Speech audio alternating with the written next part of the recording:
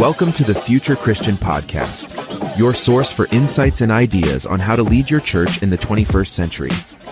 At the Future Christian Podcast, we talk to pastors, authors, and other faith leaders for helpful advice and practical wisdom to help you and your community of faith walk boldly into the future.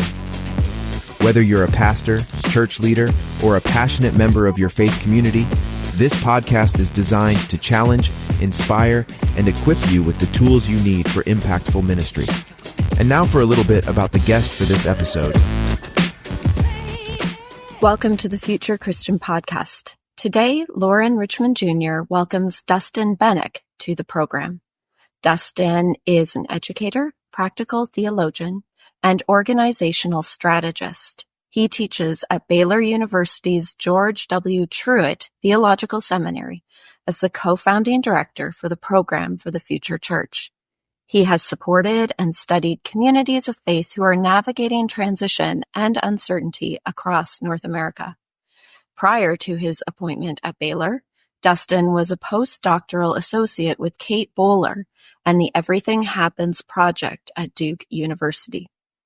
Dustin is the author or editor of multiple books and articles. His latest book, Adaptive Church, Collaboration and Community in a Changing World, explores what it takes for communities of faith to navigate organizational change. An accomplished speaker, teacher, and fundraiser, he has worked with congregations and researchers across Canada, the United Kingdom, New Zealand, and the United States. He is a graduate of Duke University with a Doctor of Theology and Master of Divinity degrees and Whitworth University. Dustin lives in Waco, Texas with his wife Casey, their 3 kids, and a lab, Lila. A reminder before we start today's conversation, please take a moment to subscribe to the podcast, leave a review, and share Future Christian with a friend. Connect with Lauren, Martha, and Future Christian on Instagram.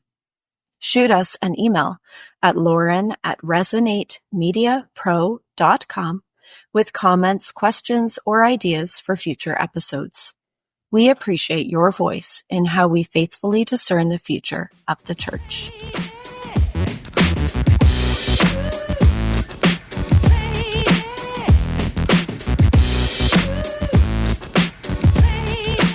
All right. Welcome to the Future Christian Podcast. This is Lauren Richmond Jr., and I'm pleased to be joined today by Dr. Dustin Benac. Welcome to the show. Thanks for being here. Thrilled to be here. Love what you guys are doing and delighted to have a conversation today. Yeah. And shout out to Martha, who's not recording with us today, but a vital member of the podcast. Dustin has connected with her in other contexts. So, Martha, appreciate your work and support. And for listeners, as you're listening to this, Martha, I guess I'll tease, Martha will be coming out with a winter season, and then we're working on a really good interview actually right now as we're recording this too. So excited to tease that. So anyway, I don't know when that'll come out, so I don't want to give too much details. But Dustin, thanks for being here. Anything else you want to say about yourself? Yeah, I would say, I am made up of the people that surround me. So we're all more than our professional selves. So love being a dad. Grateful for my wife and life partner, Casey. And I love being on the river. Those are the things that, nourish, enrich, and feed my soul. And I'm really grateful, for those parts of my life, even as I'm, grateful for the things I get to do as a creative and professionally in this space as well. What's the river in Waco, is it? Well, there's a river in Waco. I grew up spending some time in southwestern Colorado, and okay. I love the mountain rivers. Okay. So love the small streams, chasing trout, getting high up in the mountains. Those are the spaces that just bring me great joy. And it's been fun as a dad to start taking my kids to those rivers and teaching them how to walk in the waters, explore what's possible, and also chase what's around the bend, which I think is part of the work of futuring, is chasing what's around the bend. Yeah, that's a good way to say it. Share, if you would, just a little bit about your faith journey, what that's looked like in the past and what that looks like today. Yeah, so I was raised in small town Texas, where religion runs in the water, and the only thing that competes with religion is Friday night football. I was just going to say that. So it's a beautiful context, also a really complex context. Yeah. Raised in a family of faith, and I'm really grateful for the way my family nurtured faith. It was a space that was open to questions and curiosity.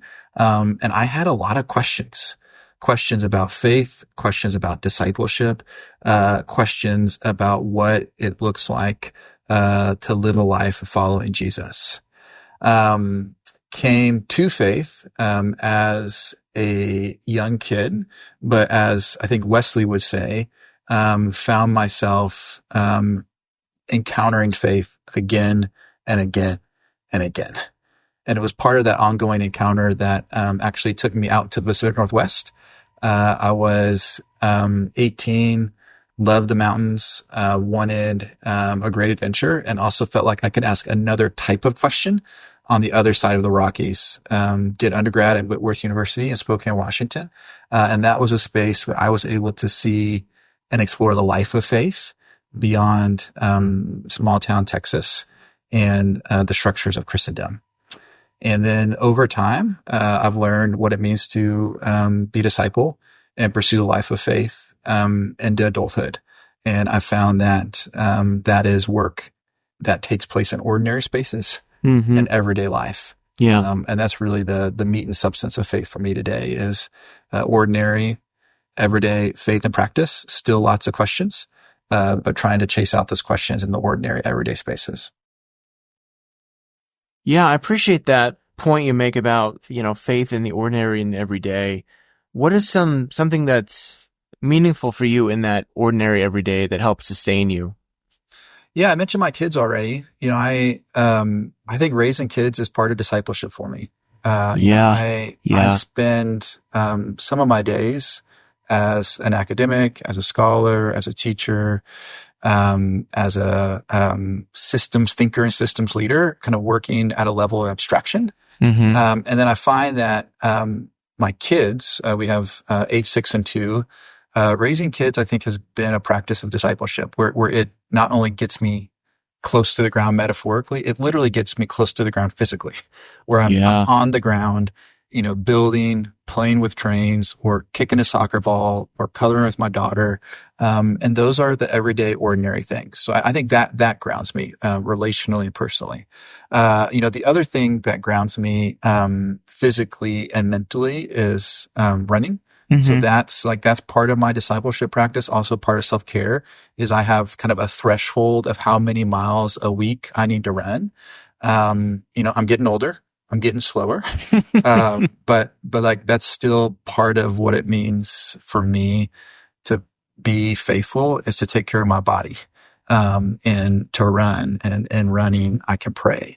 And then the other practice that, has been part of my life of faith for more than 20 years is the practice of craft of writing, whether it's journaling or writing or trying to craft poetry. The work of writing slows me down and draws me into the work of the words in a way that I can pay attention to myself, pay attention to the world, and pay attention to what God might be inviting me and others to do. Yeah, I appreciate you sharing that about raising kids. That's been a point of contention, right, in this political season. Well, I just think, obviously there's some, and I'll be generous and generic somewhat, there's some who deride not having kids. I think there's also this kind of context that I see a lot, like, why would you have kids?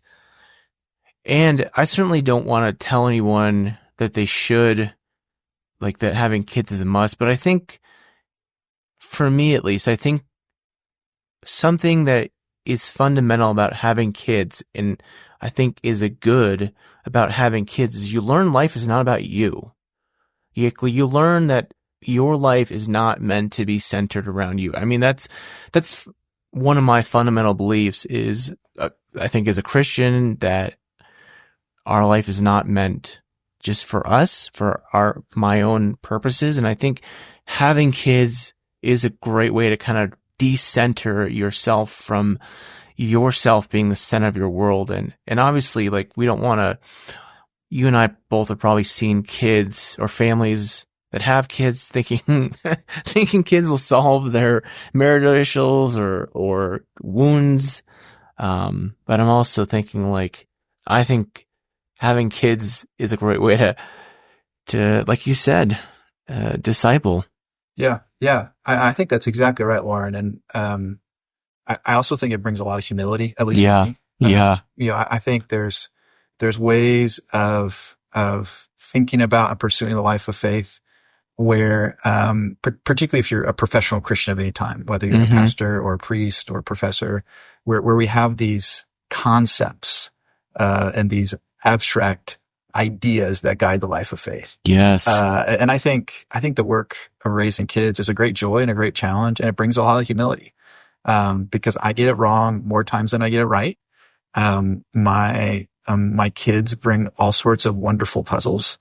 And then, as we're thinking about passing on faith to the next generation, it requires, thinking and praying, and working to, care for, my children, but also others' children. Yeah. Like, I think that's part of the life of discipleship, is supporting the future of faith, not just for my kids, but for your kids and others' kids and other generations.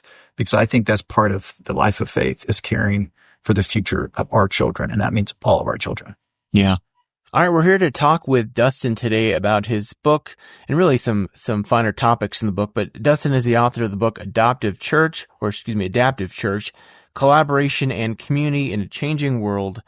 So before we get into kind of diving into some finer details, why don't you just talk about the book, the goals, the aims, all that of the project?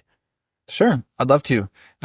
So first, the work of research and the work of futuring the church is always contextual and local. So I want to say a little bit about where the book is located. Yeah. And then talk a bit more about, what I was trying to do with the book, what I learned along the way, and what I think the consequence is. The book is based in the Pacific Northwest. And the Pacific Northwest is a region of the country where there's historically a marginal position for religious organizations, and also a history of religious innovation and entrepreneurship. As one person I talked to in the region shared, innovation is in the water we drink. Very simply, to be a person of faith requires being innovative, being collaborative, being contextual, and also being rooted in the history of Christian faith and practice. Sociologists of religion have identified the Pacific Northwest as a laboratory to learn where Christianity in North America is going. So it's an ideal context to think about current trends, future trends, and also potential models that can support the future of faith on the other side of Christendom. There are really kind of two key objectives in the book. First, to document and learn from emerging organizational forms in the region, one of which I call a hub, and we'll talk more about that in a minute. And that's kind of the descriptive component of the book. And then the constructive aspect of it is to think with and beyond these innovative faith leaders about the theology and the practice that guides their work, that guides their ministry, and that guides their life of faith. I talk about the practice of collaboration. We talk about authority. We talk about context, and we also talk about the sense of possibility. And this is, I think, particularly important because there's an abundance of anxiety right now as organized religious life is changing. But one of the things I saw in the Pacific Northwest is really a sense of possibility for faithfulness on the other side of Christendom, possibility for vitality in local communities, and possibility for the reality and possibilities of God to be encountered in new ways, and also in the existing forms, congregations, and practices that have guided the life of faith. Well, I'm encouraged to hear that, if anything, to hear. I mean, I think so often in this Christian space, everybody is just doom and gloom about the future. Right. So that's refreshing. Yeah, and we need to tell the truth. I mean, there's a whole host of complex challenges. The landscape is changing. We need to tend to the grief, the loss, the anxiety that is in our congregation. So I'm not trying to dismiss that. And I also think we need to consider if we're looking in the right spaces. Because there is vitality, there is hope, but maybe not where we're looking. I remember, when I was getting ready to go out to the Pacific Northwest, was in, wonderful, small town Texas church. And I had, this wonderful, kind of mother of the church walk up to me. I was getting ready to go to college. He said, "Dustin, I know you're getting ready to go out to the Pacific Northwest. And as you go out there, better look out for the liberals." At the point, I didn't know what she meant or what she was concerned about, but there was this perception that somehow you go to the Northwest to lose your faith. And what I found is actually vitality of faith, creativity, hope, but people just weren't looking in the right spaces. Yeah, I appreciate you sharing that. That's a fun story. So let's dive in a little bit. Just talk about, you use the models of hubs and networks throughout as a new kind of ecclesial model, as I understand it. So talk more about that. Yeah, I say the first thing I'd say, Lauren, is this is both new and very old.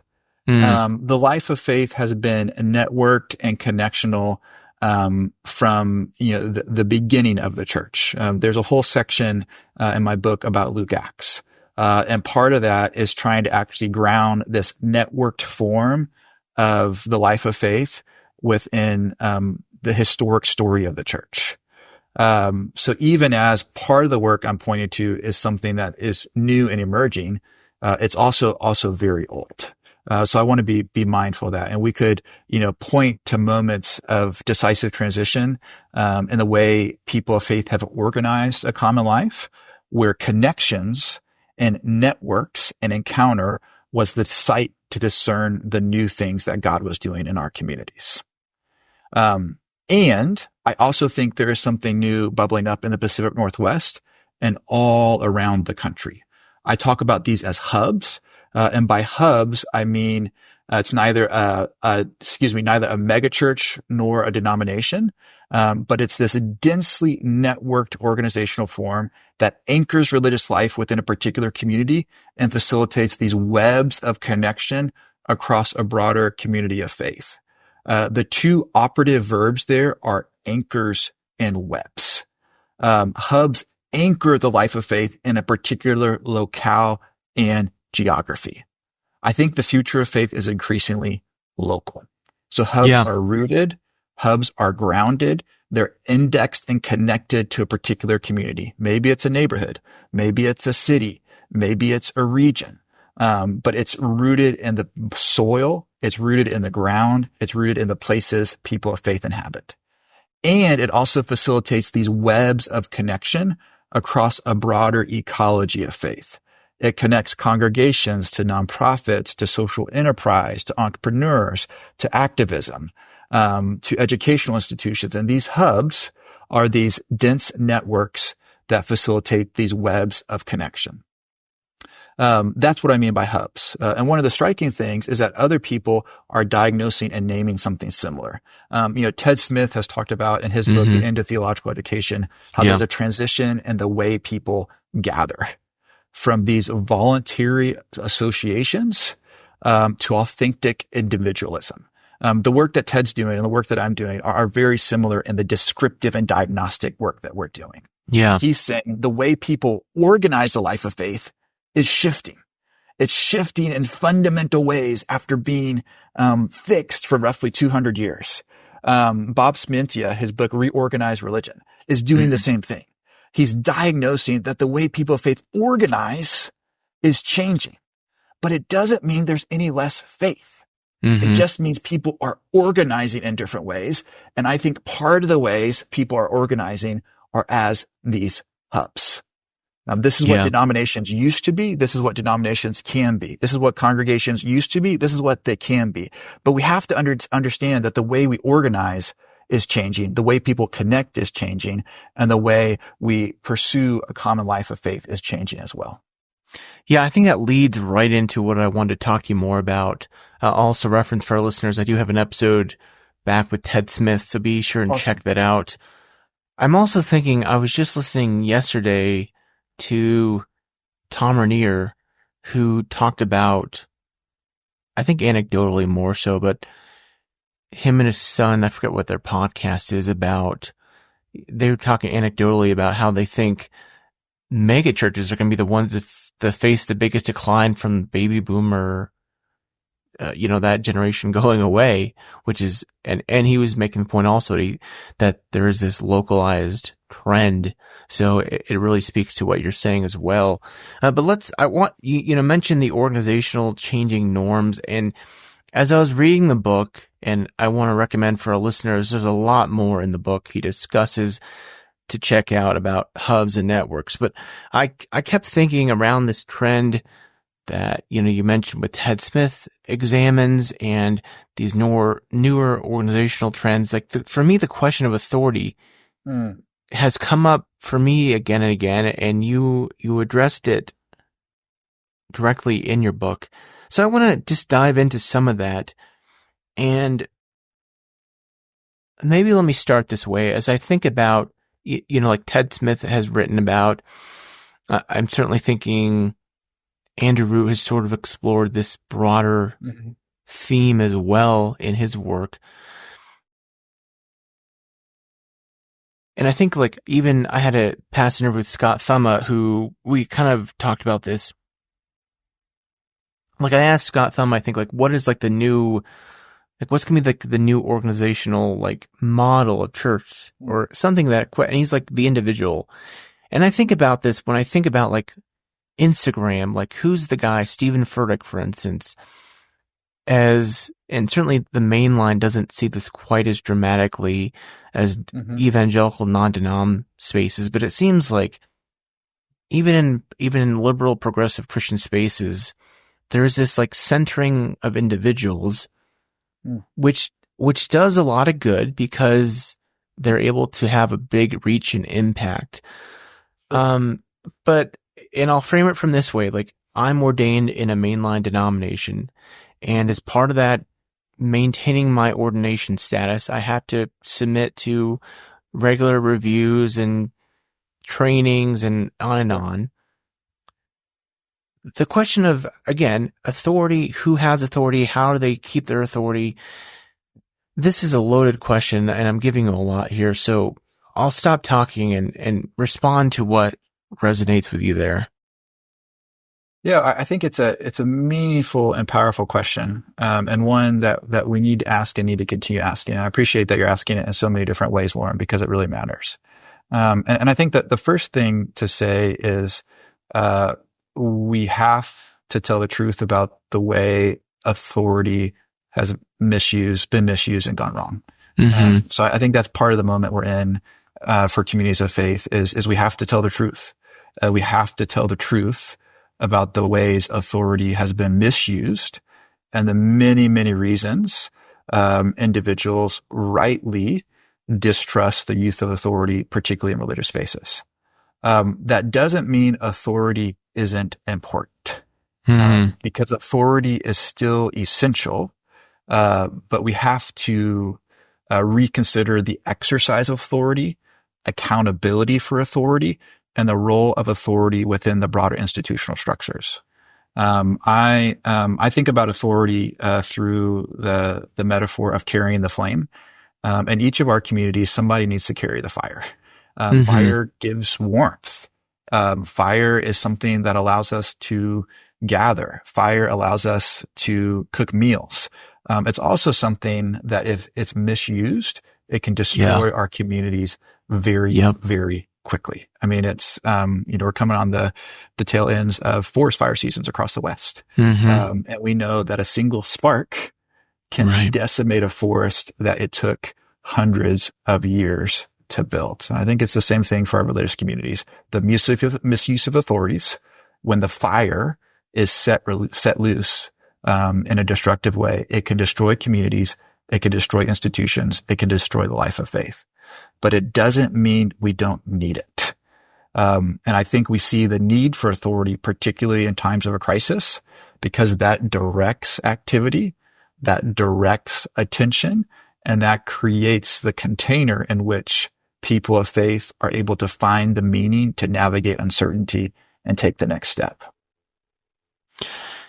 So let me explore some more direct questions here, because I'm thinking about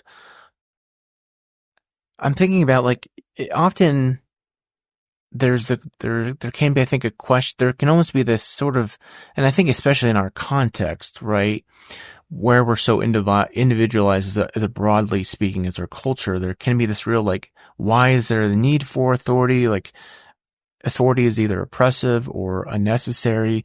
But you point out in the book that, the role of authority seems to vanish during times of stability, but it's needed during a crisis. And I think, if anything, right, like, that was evident during COVID. Right. When COVID happened, like, people wanted someone with some power to talk and to give some answers, or at least to start talking into a microphone. Mm-hmm.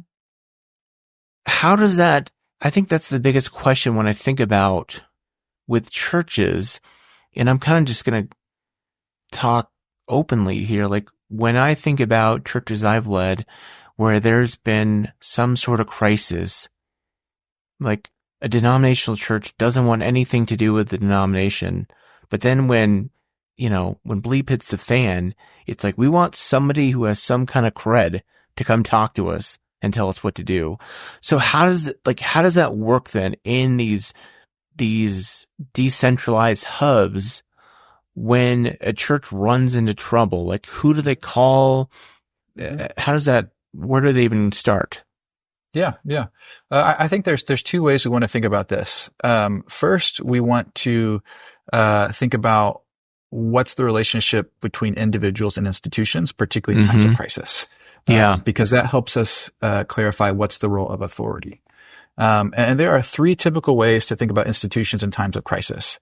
One, institutions are a cross, like they're a challenge to bear.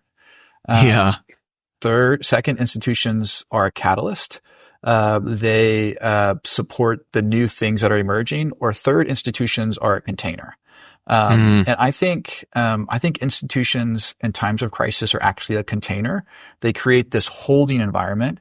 They create this space where individuals can collectively discern how to organize and direct a common life.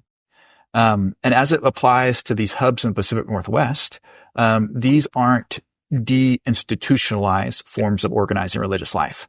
They're connected to institutions in a meaningful way. They're connected to denominations. They're connected to congregations. They're not just happening in forest and open fields. There's still these densely social, densely networked, inherently connectional forms of organizing a common life.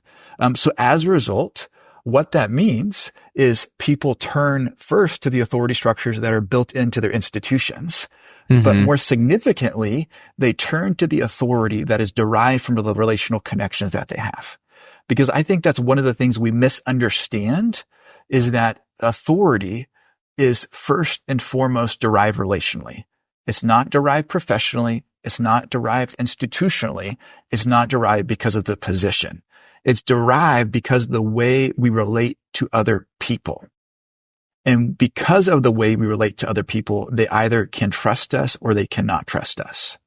And what these hubs are doing, they are actually prioritizing relational fidelity and connection, and indexing that relational fidelity and that connection to the existing institutional structures that they inhabit.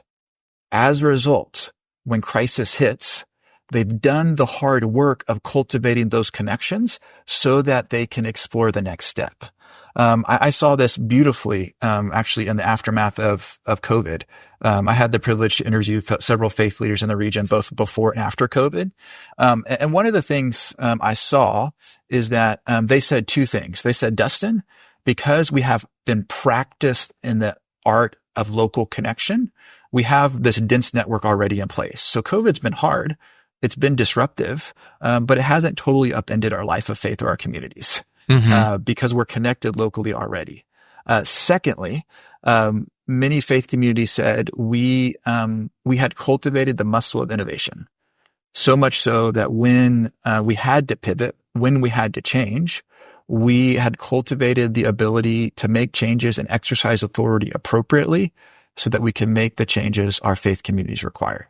So you do the pre-work of cultivating authority before crisis hits. And then when crisis hits, you're able to carry the fire in a way that's fitting, appropriate, and supports the flourishing of your faith community. Yeah, I'm glad you went into that detail there, because that was one of the questions I was going to ask you about. How is authority accrued now versus in the past? So you're emphasizing relationship is how that authority is accrued. And I'm going to think specifically sort of to my context, operating most commonly in like a mainline space where there is a real rigid authority structure of again, depending on the denomination, districts, regions, conferences, judicatories. There's a middle judicatory leader often, or many middle judicatory leaders. There's national leadership. So I think that's really the challenge. And I'm going to kind of talk here, and you're welcome to add thoughts here. But the challenge as I see it from many mainline contexts is they're operating under this sort of old standard of, hey, we have the authority because of our position. I mean, I won't name names here, but I'm thinking of a specific pastor friend I know who's like, my middle judicatory person never talks to me, has never hardly met me, but is running the show to some extent. How can mainline leaders, I mean, is it as simple as just like going to visit all the pastors in all the churches? Yeah, I think, there's two things we want to think about here. One, I think we want to humanize the systems, particularly these denominational systems we inhabit, and acknowledge the good work many people are doing. Because in this moment of denominational transition, there's a lot of stress on our denominational systems. And I know many denominational leaders have very, very big tasks just to care for a really complex system that feels stressed for multiple ends. So I just want to humanize that and recognize that that there's real good there. There's people that are serving in incredible ways, and many days I think they're doing the very best they can. It doesn't mean there aren't practices that we can pursue that make for a more connectional and connected system. And I think there's a few practices that can help us do that. One, denominational leaders have to get close to the ground and be connected to the people they're serving. We are not serving systems; we are serving people. Yeah. A dean that I know and trust, recently shared a tip on leadership. And he said, I have to spend time with my people. That's what allows me to lead well. And I know, denominational leaders don't always have time and capacity to spend with all of their people, given the many, many things they do. But I think a concrete practice is, to make sure you're spending time weekly with some of the people, and making a concerted effort to be close to the ground. The second thing we can do is we can connect parts of our system across silos. Our systems and our denominations are built in a mode where they are intended to operate separately and oftentimes in silos. And one of the gifts of denominational leaders is they have a view and they have authority to actually connect silos across the systems. And that's one of the key functions they can have is they actually connect systems and then they give the work away. And that enables the system, that enables the denomination, that enables the connection to flourish separately from them. The third thing they can do is, they can be trustworthy. And unfortunately, the default disposition for so many people and communities will be distrust towards the system and the denomination, even if there is a flawless record. Yeah. That is just simply the reality. So as a result, I think denominational and system leaders, they have to work very, very hard to cultivate, preserve, and protect trust at all costs. And people will trust you if they see your face. Use video, show up in person, be visible, because they're going to trust your voice more than they're going to trust a document. Yeah. You've got to close the gap. And then I think you also celebrate the good. That's one of the things denominational leaders can do, is they can be champions. They can celebrate the good work that's happening all over the place. They can shine light on the beauty that's happening, even when the system feels stressed. I know that's hard. I know it's demanding, but I've seen it time and time again. When we shine light on distressed systems, new life begins to bud up and start to grow. Yeah. That's good. Thanks for sharing that. How then can some of these more traditional organizational forms begin to foster new ways of doing things? I mean, correct me if I'm wrong, but it isn't in the book the two main examples you referenced, they come from existing systems, right? Existing systems and also very different systems. Okay. I talk about this in the book as, kind of fixed organizational environments and ambiguous organizational environments. The fixed would be, kind of more like a mainline denominational system. Structures are in place. Right. There's ordination standards. There's existing funding partners, those sorts of things. And the ambiguous is more like a church planting network, where it's kind of an entrepreneurial religious community where it's working beyond existing systems to build new systems.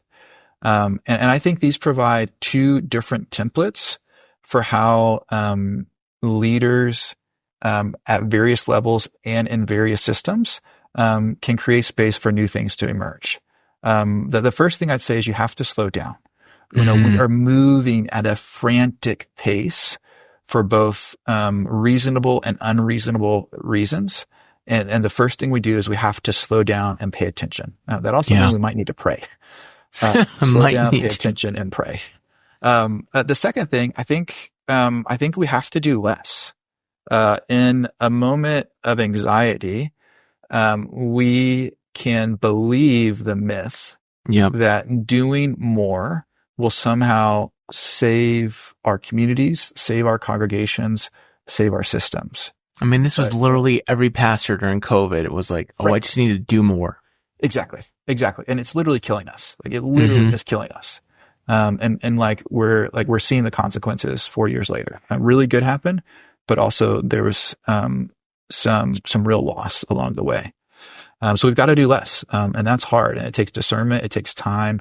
It takes deliberate attention to think about what's mine to do.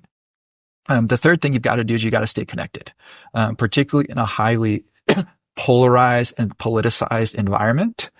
You have to work hard to stay connected, even connected across meaningful lines of division and disagreement. I'm convinced that the future of faith is collaborative, and it's collaborative across differences and across denominations and across meaningful divisions and disagreements. But it takes work to maintain those connections. That's the third thing. I think the fourth and final thing is, you got to stay local. You've got to listen to what's happening in your local community, and not build something if it's already there. Yeah. I love how you all have you have 3 points. I guess that was 4 points there, but very nice and concise here for me taking notes. Great. Let me shift gears here slightly here, because I've been primarily asking from a mainline point of view.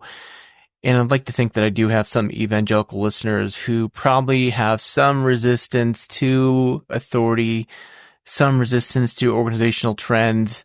You write that authority is an inescapable dimension of social and organizational life. As we think again about this individualized trend, what would you say to those, those church planting entrepreneurs, the people who want to go their own way? Sell them on why they should, in some respects, I don't want to use to tie themselves down, but make themselves accountable or connected to someone when they may see it as just extra work? Yeah, well, I'll tell a story that I mentioned in the book. I think it's in chapter 6 or 7. I had the privilege to learn from a kind of international church planner leader, who's spent 20 years doing the work of starting new things and leading church planning networks. And he said, over time, Dustin, I realized that I needed connection, I needed accountability, and my work would be better if I went slow with others than fast by myself. So simply, I would appeal to the living witness of this one individual, who's done the work nationally, internationally, and just bears witness to his lived experience that he literally says we're better together. And he's convinced that the way to do that is to be connected and accountable in meaningful ways. Beyond that one example, I would simply say that authority is an essential and unavoidable property of life together. If you want to cultivate the life of faith in proximity to others, it requires cultivating, it requires exercising, and it requires giving away authority. I think you see this in the book of Acts. I think you see this throughout the story of scriptures. I think you see this throughout the Christian tradition. I talk fairly extensively in the book about Bonhoeffer. Bonhoeffer is a really interesting thought experiment about the exercise of authority. And for Bonhoeffer, authority is pursued both in relation to existing religious structures as well as relationally. And it's also something that can be misused. And I think part of the story of Bonhoeffer's life is actually bearing witness to certain misuses and abuses of authority, or a failure of certain religious leaders to actually exercise the authority that they do have by telling the truth when the life of faith has been compromised. So I don't think you can get around authority. I think it's necessary. I think it's essential. I think it can be misused in 1,000 different ways. But it's something that we have to figure out how to carry and steward, not something that we can ever abdicate. It's like the fire. It's like the fire we carry. Somebody has to carry the fire. Somebody has to fuel the flame. And to do that, we have to figure out how to carry it, not if we're going to carry it. I'm trying to remember, Martha had a conversation, I'm trying to remember what episode it was, with the Justin Anthony, and they explored Bonhoeffer, certainly some more from Justin Anthony's perspective. I think he mentioned, like, Bonhoeffer, from his perspective, he could have had more authority, and he said no. I'm remembering from what he said. My mind is buzzing with the imagery of your fire metaphor. I think that's so illustrative of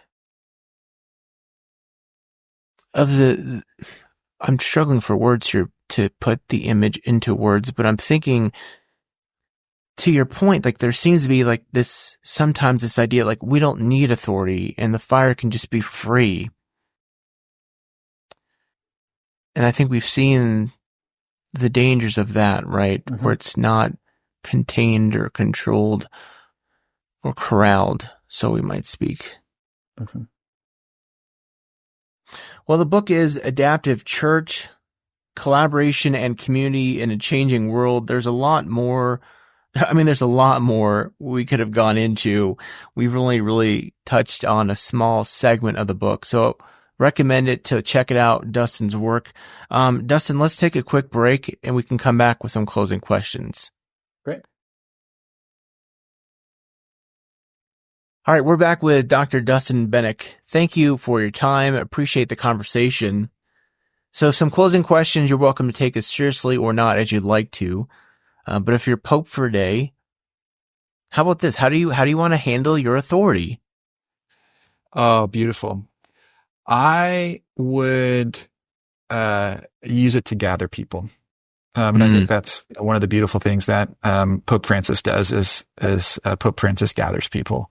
And I think that's one of the best uses of authority is the work of convening and connecting, because that actually gives authority away, and it enables local people to cultivate connection, actually to build relational credibility, and do the work of transformation at a local level. So I would gather as many people as I could in a single day, give them a structure of conversation, and then give the work away.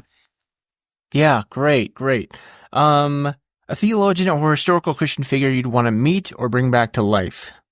Yeah, that's a fantastic question. And I was thinking about that question this morning, and I want to do a throwback. I gave an interview when I was 18 for something, and they asked a similar question. And for some reason, I don't know why, I said Frederick Douglass. Don't know what I was reading, don't know what I was thinking, but I think Frederick Douglass again today. Frederick Douglass was a change maker. Frederick Douglass was a leader in a complex system. And Frederick Douglass was somebody who was able to translate the demands of witness to his time. And I'd be delighted to learn from his work, his words, his witness for today. Yeah, that's good. What do you think history will remember from our current time and place? Yeah, there's what I think it will remember, and there's what I hope it will remember. Good. I think it will remember the impact of COVID. I think it will remember a time of political division and upheaval and uncertainty. I hope it will remember the everyday witness that people of faith have been pursuing in ordinary, everyday, unseen ways and places. I hope it will remember the vitality. I hope it will remember the unseen, often unnamed church, denomination, and religious leaders that are doing the work day in and day out of caring for their people. Showing up in hospitals, marrying and burying, responding to email. These aren't the shiny, brandable, celebrity-like things, but these are things that nourish the life of faith. And I hope history will see and remember that everyday, ordinary faithfulness that is unseen, uncelebrated, and oftentimes unrecognized. What do you hope? I guess you've kind of mentioned it, but anything else you want to say about hopes for the future of Christianity? I'll just say I'm hopeful. I'm incredibly hopeful. We haven't talked much about the work I do at Baylor and the program for the future church. But one of the things, we oftentimes say is we're a harbor for hope. We're simply trying to create the container and the conditions for people of faith and religious leaders to imagine a hopeful future for the church and take the next steps. I am incredibly hopeful about the future because the future is bright and there are people of faith doing brilliant and beautiful work all over the place. We just need eyes to see it. Yeah, I regret that we have not had a chance to talk to it about it, but I suppose that's opportunity for future podcasts. Let's do it. I'd love to do that. Yeah, we have some exciting things underway. We have some really good people that we work with. And I'd love to tell their stories. Well, let's take a moment. Dustin has mentioned that the book has a discount code. It's coming to paperback. Oh, so share all that. Share about where folks can connect with you, how they can get a copy of the book, all that jazz. Sure. Thanks, Lauren. Like I said, the book is just rolled over to paper. So it's been a hardback for 2 years, just rolled into paper. And there's a discount code running throughout the fall. You can get it at BaylorUniversityPress.com and use the discount code 17fall24 for 20% off and free shipping. You can also follow me and my work online, DustinDBenac.com, on X, on Facebook, on Instagram, and also check out the work we're doing at the Program for the Future Church at Baylor University. This is a container that is trying to implement and institutionalize some of the themes from the book and create space to cultivate, imagine, and nurture a hopeful future for the church. Yeah. Well, it's been great having you on. Appreciate the conversation. Thanks for hanging with me here today and figuring this out. So again, for our listeners, Adaptive Church, check it out. Check out Dustin's work at Baylor, and appreciate your time. Like I said, I always leave folks with a word of peace. So may God's peace be with you.